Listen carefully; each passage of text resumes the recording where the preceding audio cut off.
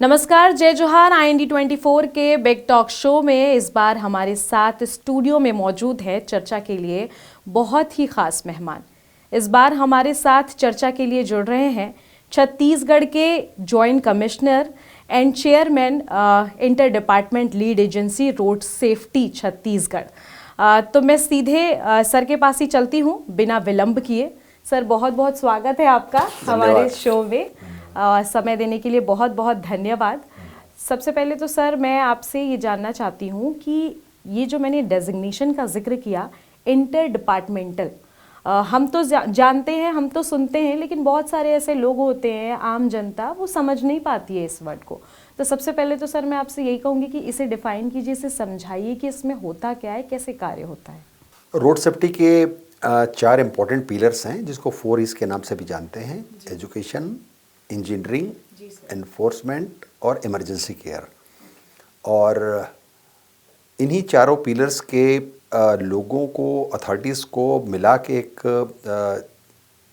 Agency बनाई गई है जो honourable supreme court committee on road safety के दिशा निर्देशों पर बनी है। और इस एजेंसी में एजुकेशन से एक असिस्टेंट डायरेक्टर, PWD से एक सुपरिटेंडेंट इंजीनियर, इन्फोर्समेंट में पुलिस और ट्रांसपोर्ट दोनों आते हैं। तो पुलिस से एक AIG ट्रैफिक के रूप में मैं भी हूँ और एक RTO भी इसमें मेंबर होते हैं। के अलावा इमरजेंसी केयर में हेल्थ डिपार्टमेंट से एक डॉक्टर होते हैं, अंडर सेक्रेटरी, एक डिप्टी कलेक्टर या उनके समकक्ष अधिकारी भी हैं। इस तरह से विभिन्न विभाग जो सड़कों में सुरक्षा के लिए जिम्मेदार होते हैं, उनको सबको मिला के एक एजेंसी बनाई गई है। इसलिए इसको अंतर विभागीय लीड एजेंसी या inter departmental lead agency road safety कहा जाता है। बहुत सारे डेजिग्नेशंस हैं आपके पास में, बहुत सारे वर्क आपने किए हुए हैं अलग अलग फील्ड में। सबसे पहली बात तो ये कि आपकी स्कूलिंग कैसी रही, आपका कॉलेज लाइफ कैसा था, उस समय का वो अनुभव थोड़ा सा हम भी चाहेंगे कि आप हमारे साथ साझा करें। मेरी स्कूलिंग महासमुंद में हुई है और 2 साल मैं पिथौरा में भी पढ़ा हूँ, महासमुंद जिले के ही। और एक सरकारी स्कूल जो ब्रिजराज उच्चतर माध्यमिक शाला में मेरी प्राइमरी एजुकेशन हुई। फिर एक मॉडल स्कूल था, वहाँ पे मेरी बाकी एजुकेशन हुई। कॉलेज में फर्स्ट ईयर मैंने कॉलेज में वहीं महासमुंद कॉलेज करने के बाद में हम लोग, हमारे बड़े भाई की तबीयत कुछ ख़राब थी तो उनके इलाज के सिलसिले में रायपुर शिफ्ट हुए। फिर आगे की शिक्षा मेरी यहाँ दुर्ग कॉलेज में हुई। इसके बाद में यूनिवर्सिटी टीचिंग डिपार्टमेंट में भी मैंने इकोनॉमिक्स की शिक्षा ग्रहण की और एक छत्तीसगढ़ कॉलेज से फिर पब्लिक एडमिनिस्ट्रेशन में भी एक PG का था, वो प्राइवेट किया था। चाइल्डहुड से ही सोचा था सर कि पुलिसिंग में आना है, या कोई ऐसी कोई घटना हुई आपके साथ जिसकी वजह से आपका एक अट्रैक्शन इस तरफ गया? कैसे पॉसिबल हुआ ये सब? ऑनेस्टली स्पीकिंग, NCC में मैं स्कूलिंग में भी रहा, कॉलेज में भी रहा, सिलेंडर ऑफिसर भी रहा, तो यूनिफॉर्म फोर्स पहुंचने का तो जज्बा था ही। और NCC में आने के पहले एक बार मेरे मामा जी जो स्वतंत्रता संग्राम सेनानी भी रहे हैं, उनके हम लोग गर्मियों की छुट्टी में आते थे यहाँ रायपुर में ही, आज़ाद चौक में उनका घर था। तो एक दिन एक महिला डॉक्टर, वो उनका डायरेक्शन जो था वो लेफ्ट के स्थान पर राइट पे चल रही थी। तो बाल सुलभ क्रीड़ाओं के तहत मैं सड़क में आया और हाथ देकर रोक दिया। तो उन्होंने उस दिन ही कॉम्प्लीमेंट दिया था कि आपके लिए ट्रैफिक पुलिस का रोल फ्यूचर में अदा करने का अच्छा स्कोप है, जी। अपना ख्याल भी रखिए और कोशिश भी कीजिए। तो बात आई गई हो गई। यूनिफॉर्म फोर्स में जाने का ये भी था कि मैं एयरफोर्स ज्वाइन करना चाहता हूँ ऑनेस्टली। मैं ग्लाइडर पायलट भी रहा हूँ एयर एजेंसी में, और एयरफोर्स सिलेक्शन बोर्ड वाराणसी तक पहुँच भी गया था। फाइनल एंट्री उसमें नहीं हो पाया, मुझसे ज़्यादा योग्य लोग थे वहाँ पे। उसके बाद मैं जिस कॉलोनी में हम लोग रहते थे, वहाँ पे बहुत से लोग जो कॉम्पिटिटिव एग्ज़ाम की तैयारी किए थे, तो उन्होंने मुझे सलाह दी कि एक बार में नहीं होता है, तुम कोशिश करते रहो। और प्रथम प्रयास में ही मैं अविभाजित मध्य प्रदेश में द्वितीय नंबर पे आया। जो टॉपर थे मेरे से 2 नंबर कम थे। मैं सबऑर्डिनेट पुलिस सर्विसेज से हूँ और उस तरह से ये जर्नी पुलिस की प्रारंभ हो गई। यूनिफॉर्म पहनना था तो एयरफोर्स के बदले पुलिस की। एंड यहाँ पे भी मैं बहुत खुश हूँ और संतुष्ट भी हूँ कि जनसेवा की अपार संभावनाएं हैं और इस तरह से काफ़ी सुखद भी रहा पूरा दौर। पुलिसिंग की अगर मैं बात करूं सर, तो आप कितना फ़र्क महसूस करते हैं पहले की पुलिसिंग में और अब की पुलिसिंग में? काफ़ी ज़्यादा फ़र्क महसूस हो रहा है। लाइक जो पॉजिटिव वे में कहें तो व्यवहारगत जो समस्याएं हैं वो काफ़ी कम हुई हैं। अभी educated right from the constabulary to senior officers भी काफ़ी एजुकेटेड लोग आ रहे हैं जी। तो एक सामान्य जो व्यवहारगत समस्या होती थी उसमें काफ़ी कमी आई है कि लोगों को जो शिकायत थी एटलीस्ट बात करना, फर्स्ट इंटरेक्शन पे आना, ये काफ़ी परिवर्तन आया है। वर्तमान पुलिसिंग में टेक्नोलॉजी का बहुत अच्छा इस्तेमाल हो रहा है और टेक्नोलॉजी के इस्तेमाल से बहुत सारी सफलताएं भी मिल रही हैं। हाईटेक हो रही है और नए तकनीकों और नए से लगातार अलग डायरेक्शन पे जा रहा था। पहले की पुलिसिंग में अंग्रेज़ों के द्वारा या ब्रिटिशर्स के टाइम की जो भाव थे, जो हमारे लोगों को दबा के रखना है, कुछ करना है, उस तरह के भाव थे। अब काफ़ी व्यवहार में भी दिक्कत आई है और प्रणाली में भी काफ़ी परिवर्तन आया है। रोड सेफ्टी के लिए आपने बहुत सारे जागरूकता अभियान चलाए हैं, बहुत सारी कैंपेनिंग आपने की है। थोड़ा सा मुझे डिफाइन करेंगे किस किस तरीके की कैंपेनिंग हुई है और अब तक कितना लाभ हुआ है इस कैंपेनिंग से सर? कैंपेनिंग का लाभ निश्चित रूप से होता है और हमने टारगेट रखा था, स्पेशली रायपुर पुलिस ने इसमें अच्छा काम किया। ये था कि हमारे डिफरेंट 83 ऐसे पॉइंट्स आइडेंटिफाइड किए थे जहाँ पे कंपैरेटिवली एक्सीडेंट ज़्यादा होते हैं ग्रामीण क्षेत्रों में विशेषकर। तो वहाँ पे ग्राम चौपाल लगा के जो दुर्घटनाओं के कारण हैं उनको न केवल उनके फिगर्स बताए गए, प्लस नुक्कड़ नाटक के माध्यम से उनको अवेयर भी किया गया। उसका फ़ायदा ये भी हुआ कि इनमें से काफ़ी स्थानों में सड़क दुर्घटनाओं में काफ़ी कमी आई है। अवेयरनेस के कार्यक्रम में ट्रैफिक पुलिस के द्वारा जो स्कूल्स में, कॉलेजेस में करने के अलावा जो पब्लिक प्लेसेस जहाँ पे काफ़ी लोग इकट्ठे होते हैं वहाँ पे भी ऐसे कार्यक्रम किए जाते हैं। एक स्टे फिट विथ मी के नाम से ग्रुप है और मुझे सौभाग्य मिला है उस ग्रुप के साथ में जुड़ने का। ये भी अलग अलग अवसरों पर नुक्कड़ नाटक और अन्य माध्यमों से जागरूकता कार्यक्रम संचालित करते हैं। एक बड़े कार्यक्रम के रूप में हमने बिफोर लास्ट ईयर एक national road safety film festival कराया था, शार्ट फिल्म फेस्टिवल। उसमें 19 राज्यों के करीबन 650 प्रतिभागी आए थे। 2-2 मिनट की मूवीज़ वगैरह बनाई थी उन्होंने। उसका भी हम प्रचारण प्रसारण करके लोगों को इस बात के लिए सेंसिटाइज करते हैं कि हम नियमों का यदि पालन ना करें तो हमें कितना नुकसान हो सकता है, उसका फ़ायदा होता है। एक और अच्छी बात जो हुई है छत्तीसगढ़ सरकार की तरफ से कि प्राथमिक शिक्षा में पहली से लेके 10वीं क्लास तक जो सीजी बोर्ड के कैरिकुलम है उसमें रोड सेफ्टी को जोड़ा गया है और मुझे लगता है कि आधार यदि अच्छा होगा तो भविष्य में हम अच्छे नागरिक, अनुशासित नागरिक देखेंगे। प्रत्येक स्कूलों में रोड सेफ्टी क्लब बनाने का भी प्लान है, ये भी जागरूकता का हिस्सा है। और रोड सेफ्टी के पिलर्स के रूप में कहें तो ये रोड सेफ्टी के पहले पिलर एजुकेशन या फर्स्ट ई का हिस्सा है। सर एक चीज़ और सुनिए, मैंने आप फिटनेस के प्रति बहुत सजग हैं, अलग अलग फिटनेस के माध्यम से लोगों को जागरूक करते हैं फिटनेस की ओर भी। रोड सेफ्टी तो है ही, तो सर इसको लेकर, ये जो फिटनेस को लेकर आपकी जागरूकता अभियान है, ये कब से शुरुआत हुई? कब से आपके मन में ऐसा आया कि अब लोगों को फिटनेस के प्रति भी थोड़ा जागरूक किया जाए? सबसे पहले मैं कॉम्प्लीमेंट देना चाहूँगा अपनी अर्धांगिनी श्रीमती सीमा शर्मा जी को। उन्होंने मुझे प्रेरित किया कि वो देखती थी कि देर तक आ रहे हैं और फिटनेस पर ध्यान नहीं दे रहे हैं और दूसरी ओर टाइम स्पेंड करने का भी समय नहीं मिल रहा है। तो इट वाज हर मोटिवेशन जो उन्होंने मुझे पहले योग से जोड़ा जी। और फाइनली फिर एक गार्डन में हम लोग जब हमारे योग प्रशिक्षक अवकाश में थे 3 दिन के लिए जब गए तो हमारी गुरु बहन जिन्हें हम कहते हैं अभी वो एरोबिक्स करा रही थी और वो हम दोनों को ठीक अच्छा लग रहा था। अचानक वो दौड़ कर आई, उन्होंने कहा भैया भाभी why don't you join us. तो उसके बाद से हम लोगों ने फिर एरोबिक्स को अपना लिया और उसका फ़ायदा भी काफ़ी अच्छा हो रहा है। आपकी और बाकी दर्शकों की सामान्य जानकारी के लिए भी कि 40 मिनट हम लगातार एरोबिक्स करते हैं पूरे इस पे तो लगभग 350 कैलोरी हमारी बर्न आराम से हो जाती है। स्ट्रेस बस्टर है ये, मानसिक जितना तनाव रहता है हमारा पिछले 24 घंटे का वो बिल्कुल जैसे बोलते हैं ना कार फॉर्मेटिंग कर देते हैं, वो पूरा फॉर्मेट हो जाता है और अगले 24 घंटे के लिए ऊर्जा मिलती है। विभिन्न जो फिटनेस के सेशन होते हैं इससे काफ़ी लोग जो लोग क्या कहेंगे करके जुड़ते नहीं हैं, ऐसे बहुत से लोग जुड़ने लगे हैं। और मुझे बताते हुए बहुत खुशी हो रही है कि हमारा एक छोटा सा ग्रुप है जिसका नाम है स्टे फिट विद मी, आप यूट्यूब में और बाकी सब भी देखेंगे। तो उसमें बचपन से 55 का कॉम्बिनेशन है। ओके। तो हर आयु वर्ग के हैं। हम लोग सपरिवार शामिल होते हैं उसमें, पारिवारिक माहौल में रहते हैं। संभवतः मेरे रहने से वहाँ किसी प्रकार की अनुशासनहीनता वाली बात की स्कोप भी नहीं रहता। जी जी। तो अच्छे माहौल में रायपुर के सभी मैराथन, वॉकाथन और बाकी जो एक्टिविटीज़ डिफरेंट हॉस्पिटल या दूसरे ऑर्गेनाइजेशन करते हैं, उसमें सब में हम लोग वार्म अप सेशन में एक्टिवली पार्टिसिपेट करते हैं, उनमें पार्टिसिपेट भी करते हैं।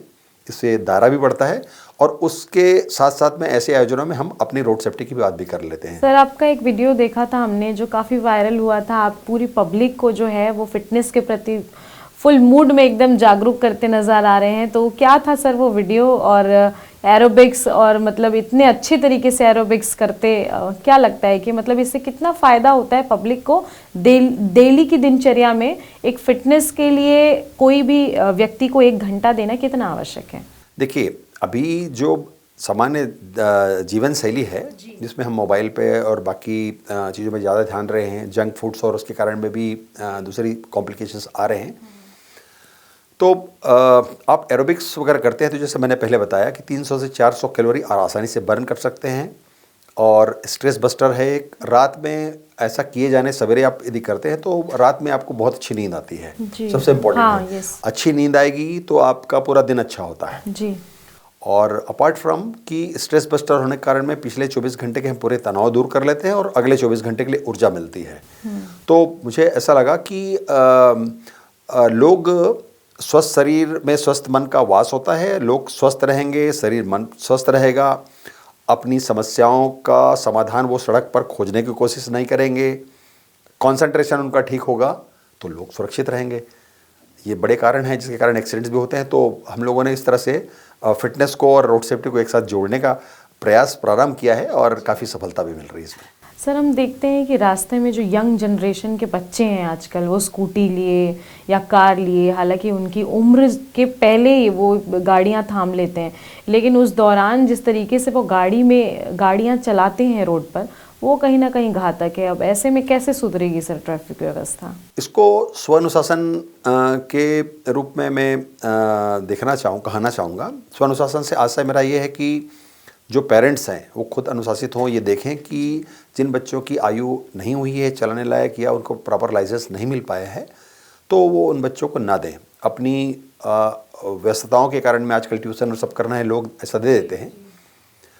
मोटर व्हीकल एक्ट जो 1988 में बना था और 2019 में जो संशोधन हुआ है उसमें कड़े प्रावधान किए गए हैं, जिसमें कोई नाबालिग बच्चा यदि गाड़ी चलाते पाया गया जी तो उसके पेरेंट को 3 महीने की सज़ा और 25,000 रुपये तक का फाइन भी हो सकता है। और जब तक उस बच्चे की उम्र 25 साल तक नहीं हो जाती तब तक उसका लाइसेंस भी नहीं बन पाएगा। ये कड़े प्रावधान इसलिए भी किए गए हैं कि बच्चे सुरक्षित रहें, परिवार सुरक्षित रहे। आजकल वैसे भी छोटे परिवार का चलन है, 1 बच्चे 2 बच्चे होते हैं। यदि उनको कुछ हो जाता है तो सारे सपने अधूरे रह जाते हैं। तो अपने बच्चों की सुरक्षा के लिए, परिवार की सुरक्षा के लिए भी नियमों का अनुपालन आवश्यक है। इसलिए जिसका लाइसेंस नहीं बन पाया है उन बच्चों को गाड़ी बिल्कुल नहीं चलानी चाहिए। सर, ट्रैफिक रूल्स डेवलपमेंट के लिए क्या सही कार्य हो रहे हैं? अभी निश्चित रूप से काफ़ी अच्छे प्रयास हो रहे हैं, लेकिन स्टिल बहुत अच्छे कार्य करने की आवश्यकता है। मुझे लगता है कि पब्लिक पार्टिसिपेशन इसमें बहुत इम्पॉर्टेंट है। स्वानुशासन बहुत महत्वपूर्ण है और ऐसा नहीं है कि हमारे देश में स्वानुशासन नहीं है। आप नॉर्थ ईस्ट में जाएंगे तो पाएंगे कि जो सड़कें हैं उसका एक हिस्सा जाने वालों के लिए और एक हिस्सा आने के वालों के लिए है। वो भले कितनी लंबी लाइन रहेगी लेकिन वो अपने लाइन पे ही रहते हैं। उसका फ़ायदा ही होता है कि अनावश्यक उनको ट्रैफिक कंजेशन नहीं होता। एक सड़क कोई 2 लेन की है, उसमें आने और जाने वाली दोनों सड़कों को एक तरफ वाले ही यदि रोक लें तो ऑब्वियसली सामने की तरफ से आने वाले कहाँ से निकलेंगे। इसी तरह की समस्याओं से हमारा रायपुर शहर भी अभी काफ़ी जूझ रहा है, हमारे दूसरे शहर भी जूझ रहे हैं। जिस दिन हम सब लोग आत्म अनुशासन, स्व अनुशासन का पालन कर लेंगे, जैसे हमारे देश के दूसरे हिस्सों में होता है, तो हमें दिक्कतें भी कम आएंगी और समस्याएं भी कम होंगी। मेरा मानना है कि संवेद प्रयासों से जितने भी स्टेक होल्डर्स हैं, रोड यूजर्स हैं, सभी के प्रयासों से निश्चित रूप से रोड में जो होने वाली असुविधा को भी दूर किया सकता है और रोड एक्सीडेंट भी कम हो सकता है। सर, क्योंकि ये सवाल मैं आपसे इसलिए पूछ रही हूँ क्योंकि आप भी विदेश जा चुके हैं, लंदन वगैरह आप गए हैं, वहाँ के ट्रैफिक के नियम किस तरीके से है वो आपने बखूबी देखे होंगे। तो मैं ये पूछना चाहती हूँ सर कि जिस तरीके से वहाँ एक हॉर्न देने के लिए भी कहा जाता है कि बहुत अननेसेसरी हमें हॉर्न नहीं देना है, एक गाड़ी अगर रुकती है तो उसके पीछे का जो डिस्टेंस होता है वो काफ़ी सही डिस्टेंस होता है ताकि एक गाड़ी दूसरी गाड़ी को तुरंत टक्कर ना मार सके। दूसरी बात कि आप वहाँ गए हुए थे, वहाँ के ट्रैफिक नियमों को आपने देखा है, क्या कभी विदेशों के जो ये रूल रेगुलेशन है हमें इंडिया में देखने को मिलेंगे सर, या क्या करना पड़ेगा उसके लिए? आपका वो पूरा अनुभव कैसा रहा है वो आप साझा करिए। धन्यवाद जी। मैं 2 अवसरों पर मुझे जाने का मौका मिला। एक स्कॉटलैंड यार्ड में ब्रिटिश काउंसिल के द्वारा एक आयोजित प्रशिक्षण कार्यक्रम में जाने का अवसर मिला था, जिसमें देश से 18 अधिकारियों को वहाँ जाने का अवसर मिला था। मैं जूनियर मोस्ट था उसमें, लेकिन न्यू कैसल नाम की एक जगह है और लंदन, दोनों जगह में हम लोगों ने वहाँ की पुलिसिंग को सीखा, बेस्ट प्रैक्टिसेस को जाना और ऑन ग्राउंड उनकी बातों को समझा। इसके अलावा एक United Nations peace keeping mission में भी कोसोवो नाम की जगह है, फॉर्मर यूगोस्लाविया का एक हिस्सा है, सर्बिया से अब अलग हो गया है वो, वहाँ भी रहने का मौका मिला। 2007-8 में मैं वहीं था। वहाँ पे मैंने अनुभव किया कि लोग स्वानुशासित हैं, अपने अपने लेन्स पे चलना, अपने लेन पे नहीं चलेंगे तो दूसरे लेन की गाड़ियाँ से स्कीड हो सकता है।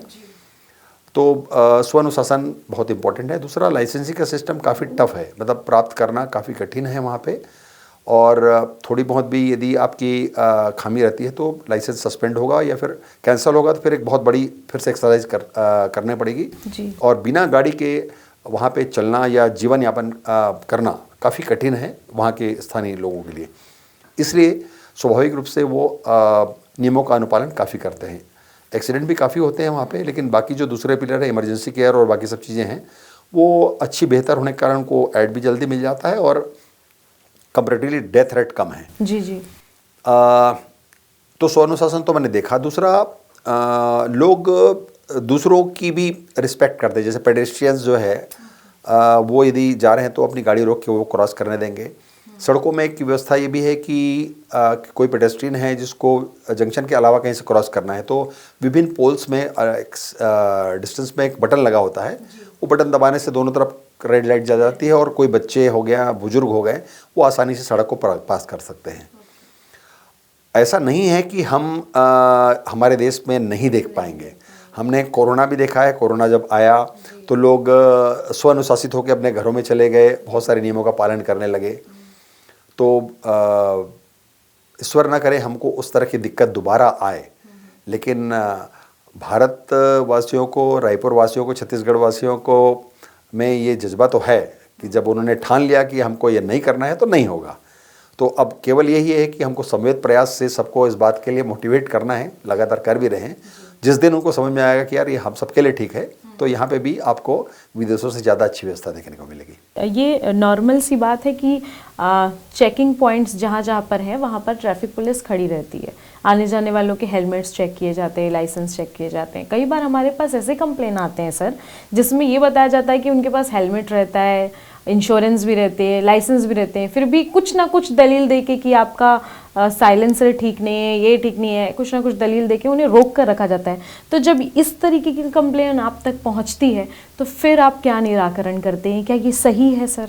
सड़क में चलने वालों को न केवल सीट बेल्ट, हेलमेट, उनके ड्राइविंग के पेपर्स के अलावा अनेक नियमों का पालन करना होता है जो केवल और केवल उनकी सुरक्षा के लिए बनाए गए हैं। दूसरा, दिल्ली सहित अनेक शहरों में, रायपुर में भी इनफैक्ट जो पर्यावरण की स्थिति है वो अनेक कारणों से और बेहतर बनाए जाने की आवश्यकता है जी। तो इनके कारण जानने की कोशिश करेंगे तो बहुत सारे ऐसे वाहन भी होते हैं जो पॉल्यूशन या करते हैं। तो नॉट ओनली आपके लाइसेंस दुरुस्त होने चाहिए, फिटनेस होना चाहिए, रजिस्ट्रेशन भी कंप्लीट होना चाहिए, के साथ साथ में गाड़ियों की स्थिति भी ठीक होना चाहिए।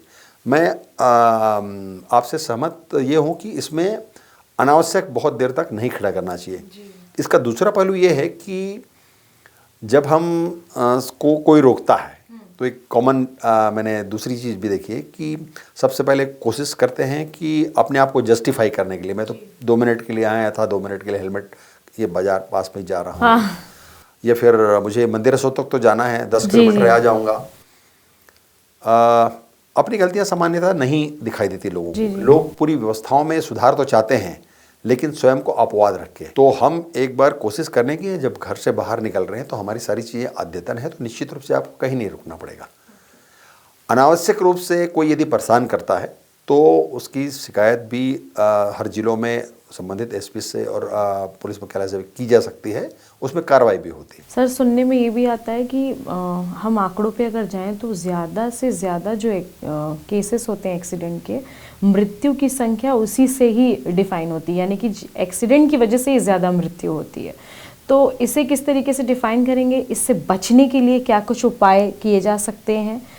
लोगों को किस तरीके से और जागरूक किया जा रहा है कि कम से कम रूल रेगुलेशन फॉलो करें ताकि एक्सीडेंट की वजह से जो मृत्यु की संख्या है उसमें रोक लगे? सर, आपने अच्छा प्रश्न किया। आंकड़े बड़े भयावह हैं। हर 3 मिनट में एक व्यक्ति की मृत्यु हो जाती है यहाँ पे जी। और लगभग 55 लोग घायल हो जाते हैं। एक दिन में लगभग 480 से लेकर 500 लोग की मृत्यु होती है जी। एक साल में लास्ट ईयर जो है 1,77,000 से अधिक लोगों की मृत्यु पूरे देश में हुई थी और उसके पहले 1,72,000 थे। तो आप देख पा रहे होंगे कि जो 1.5 लाख का एक एवरेज था उससे बढ़ते बढ़ते हम लगभग 2 लाख की स्थिति में पहुंच रहे हैं। छत्तीसगढ़ में भी लास्ट ईयर लगभग 7,000 लोग की मृत्यु हुई थी, 15,000 लोग घायल हुए थे और इस साल भी हम 6,000 का आंकड़ा पार कर चुके हैं। ये महज आंकड़े नहीं हैं, इनमें बहुत से ऐसे लोग हैं जिनके ऊपर परिवार की दोहरी जिम्मेदारी है। तो ये बहुत गंभीरता से जानने, समझने, महसूस करने की आवश्यकता है कि हमें नियमों का पालन अपने और अपने परिवार की सुरक्षा के लिए कितना आवश्यक है। इसी में एक सवाल और जोड़ूंगी सर कि अगर लोगों को टिप्स देना हो, कुछ छोटे टिप्स जिससे उनकी जान बच सकती है, उन्हें असुविधा ना हो, तो वो क्या क्या टिप्स देंगे आप? जान बचाने के लिए एक छोटा सा टिप ये है कि केवल हेलमेट और सीट बेल्ट लगाने मात्र से सड़क दुर्घटनाओं में मृत्यु की संभावना 42 से 45% तक कम हो जाती है। ये मेरे व्यक्तिगत विचार ना हो कि ये WHO या वर्ल्ड हेल्थ ऑर्गेनाइजेशन का एक प्रॉपर सर्वे है। और शुरू में कुछ लोगों को लगता है, हमारे कुछ बच्चियों को, महिलाओं को भी लगता है कि हेलमेट बाल बिगाड़ता है। हेलमेट बाल बिगाड़ता नहीं है, बाल बचाता है। जी जी। ये सबको ध्यान में रखना हो, चाहे वो मेल फीमेल जो भी हैं। सीट बेल्ट लगाने मात्र से भी बहुत सारी दुर्घटनाओं में होने वाले मैक्सिमम इंजरी से बचा जा सकता है। मैं एक उदाहरण बताना चाहता हूँ कि मेरी दंतेवाड़ा में पोस्टिंग थी, नक्सल ऑपरेशन में था मैं, और एक उस समय सुकमा अलग जिला नहीं बना था और एक सूचना पर हम लोग मूव करने वाले थे ऑपरेशंस पे और पीछे बैठा था मैं। बोलेरो की 2 सीट होती सामने, एक पीछे बैठा हुआ था। बहुत सारी चीज़ों को कोऑर्डिनेट करना होता है, तो कोऑर्डिनेशन के लिए मैं पीछे बैठ के अपना मोबाइल वगैरह में मैसेज कम्युनिकेट कर रहा था। अचानक जब एक्सीडेंट हुआ तो मैं पीछे की सीट से सीधे बोनट में आ गया था, सामने की ग्लास एक गियर के ऊपर से होते हुए ग्लास फोड़ते हुए, और इसमें 9 हड्डियाँ टूटी थी, 72 टाँके लगे थे। 28 दिन तक एक बड़े हॉस्पिटल में यहाँ पे एडमिट रहना पड़ा था। वहाँ से फ्री होने के बाद में 1.5-2 महीना फिजियोथेरेपी हुई, तब मैं अपने पैरों पर ठीक से चलने की स्थिति में आया। ये थोड़ा ठीक लगा। 1.5 महीने बाद में फिर मैं गया दंतेवाड़ा, फिर वहाँ पोस्टिंग में रहा, लेकिन काफ़ी तकलीफ़ हुई। बचा कैसे कि मेरे साथ में एक और गाड़ी थी जो इसलिए तत्काल वो हॉस्पिटल लेकर आ गए। उसके बाद में वहाँ पे एक हेलीकॉप्टर भी था जो जगदलपुर से बुला लिया गया था, तो वहाँ से एयरलिफ्ट किया गया। जगदलपुर में जाने के पहले वहाँ बताया सीआरपीएफ डॉक्टर ने कि ये नहीं पहुँच पाएंगे, तो वहाँ लैंड करके स्टेबलाइज किए। फिर फाइनली रायपुर पहुँच गए और रायपुर में फिर अब मैं जैसा हूँ आपके सामने हूँ। तो कहने का आशा ये है कि केवल हेलमेट और सीट बेल्ट लगाने से बहुत सारी गंभीर जो घात होती है हमारी, उससे बचा सकता है, मृत्यु बच सकते हैं। सर, अब तक के पूरे करियर का अनुभव आपका कैसा रहा? दूसरी बात ये कि काम तो सभी करते हैं, काम से थोड़ा अलग समय निकाल कर अगर मैं बोलूं कि आपके लिए एंटरटेनमेंट का साधन क्या है? गाना, बुक्स पढ़ना, सबकी अपनी अपनी हॉबी होती है।